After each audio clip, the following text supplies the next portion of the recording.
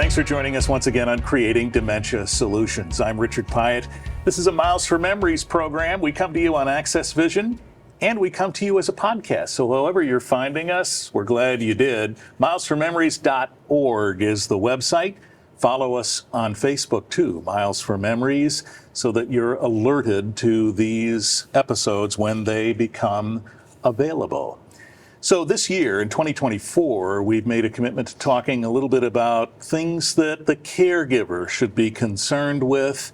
Today, we're going to talk a little bit about making the home safer for your loved one as you care for them as they live with dementia in the home. Jody Piper is with us today, Community Programs Coordinator with Carewell Services Southwest, and of course, a Miles for Memories volunteer. Hi, Jody. Hi.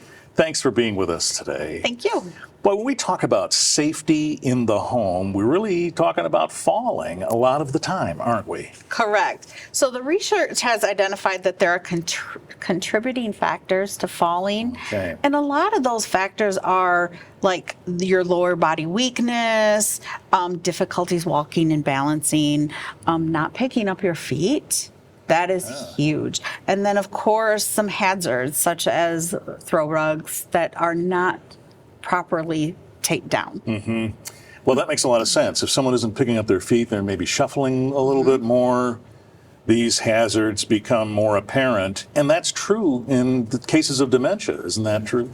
Absolutely. With cases for people with dementia, you notice that they do shuffle their feet a lot more. They do not always look down and see where they're walking. And a lot of times their balance is off once they have dementia. So what are some of the things you recommend to try and mitigate this problem?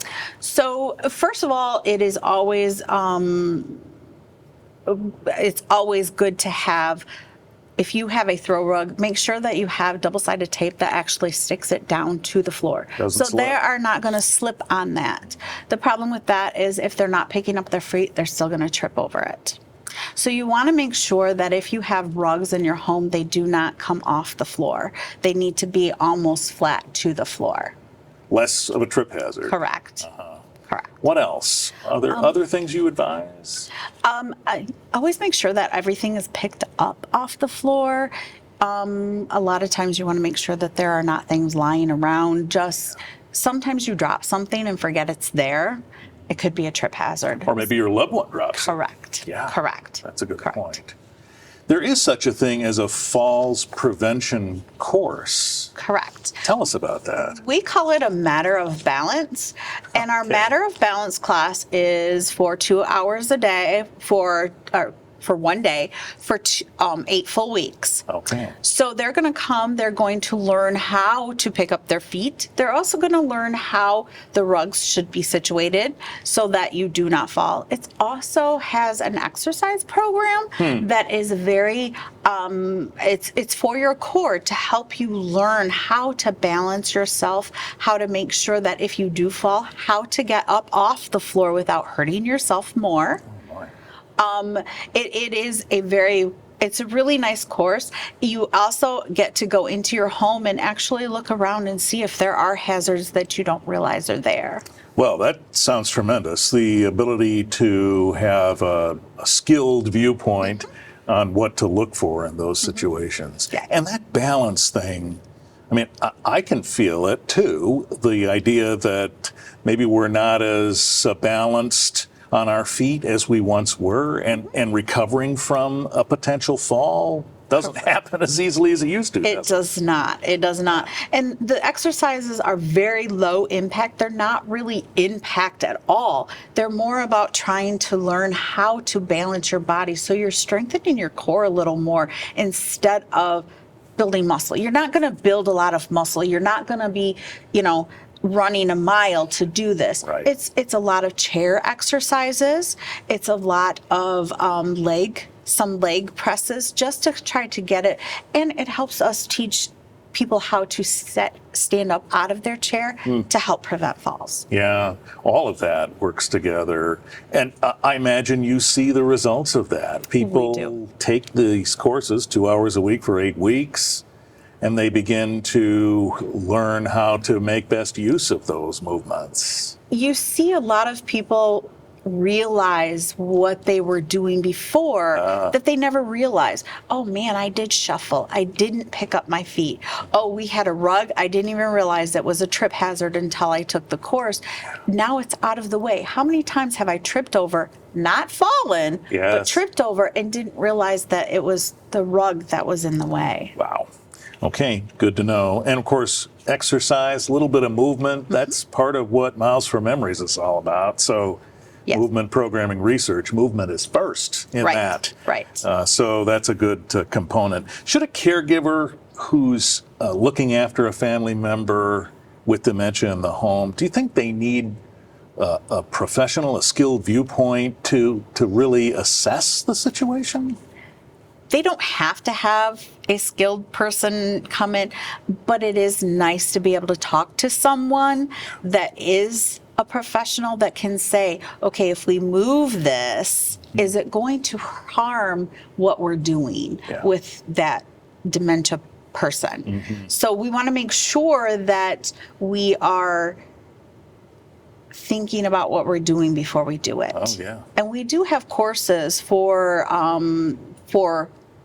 caregivers that could help them with that. Okay. That is, I believe, part of our Matter of Balance. We can also look through the Matter of Balance book and actually come up with some things that could help them with that too. Okay, good to know. So, do we run the risk of upsetting someone, our loved one with dementia, if we're moving things around? If there's some comfort in familiarity, how far do we really take that, you know? So what I have learned is that for like rugs and those types of things, that if you realize this is a trip hazard for your loved one and you want to move that, if that loved one goes and says, oh, that was mine, and starts to get upset, we try to divert them so that that particular thing maybe isn't what they're thinking about at that moment. And then every time if we try to divert them, eventually we're hoping that it's not going to be an issue any longer. I see. But if it is a trip hazard, then we have to move it to keep them safe. So it's kind of it's almost a no-win situation in that aspect. But if you divert them, a lot of times that will help. Okay, good advice. Hearing and vision changes tend to come into play here sometimes too, right? They do. And then when you get, like, if you get new glasses, especially for someone that is forgetting a lot of things, when they look down and there's a bifocal, everything is different. That's true. Their steps are not the same. So that could cause a fall. If they're not hearing what is around them and it makes their balance off, that would absolutely cause them to fall. Yeah. How do you look at that at Carewell when we're talking about hearing and vision issues? So at Carewell, we actually have a couple of different programs through the senior millage.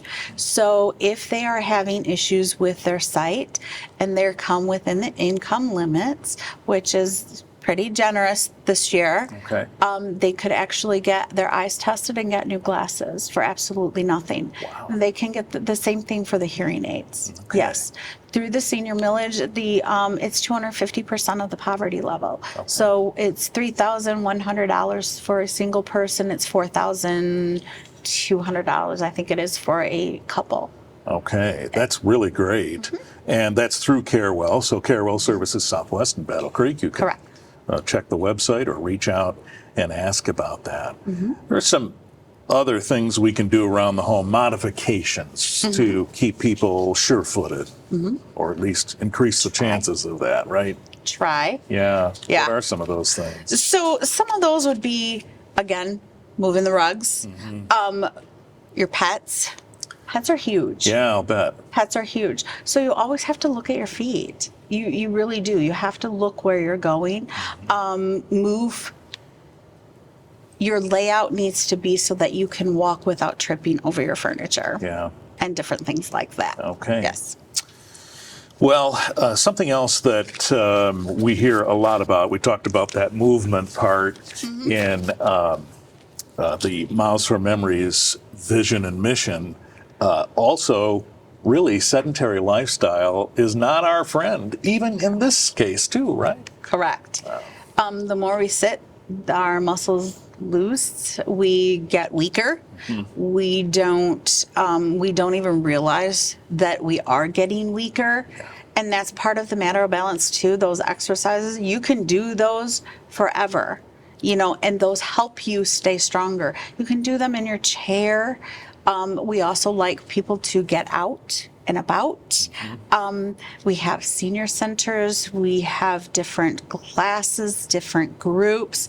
It helps so that you're not sitting and being alone and getting discouraged and getting depressed.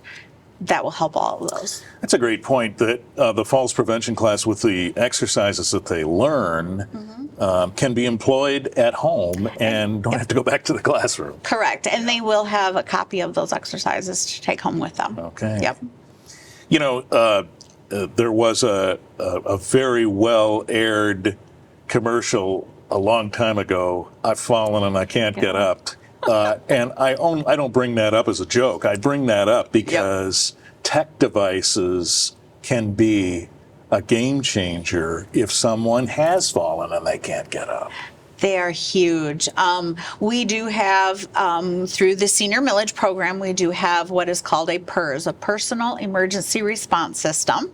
That is also paid for through the Senior Millage. Oh, right. You have to be in a certain income and frailty. There are some parameters there. Sure. But yes, those devices, they have, most of the devices nowadays you can wear anywhere. So if you were in your car and you fell out, getting out of your car and you fell, you can push that button. They know where you are. They can find you with that button. Boy, that's an advancement. It is huge advancement. And like I said, 99% of them now have that feature. You also have cell phones now, and almost everyone has a cell phone. And I don't know if a lot of people know, but on their cell phone, they can get emergency services where they can say, Siri or whoever you have, call 911 for me, and they would be able to find you too. Yeah, that's a big advancement. I recall 20 years ago, you had to have the unit in your home, and you took the button off of you when you left the home. Correct, because it would only work in the home. We have a couple of people that still have those landlines, but for the most part, people like to be out and about. And even for our caregivers, to know that if they do have to leave someone, to know that they're safe at home, their loved one is safe at home, because if something happens, they can get help when they need it. Absolutely. Well, you've given us some things to think about, Jody, when it comes to preparing our home for our loved ones to make sure that it is safe. Thank you. Thank you. Jody Piper with Carewell Services Southwest and a Miles for Memories volunteer. Speaking of technology, I invite you to go look at the MilesForMemories.org website. Take a look at the technology there through the Safe Return and Help Home programs, which can help if a loved one with dementia walks away and can't find their way back. It's tremendous technology. Take a look, MilesForMemories.org. I'm Richard Pyatt with Creating Dementia Solutions. Thanks for being with us.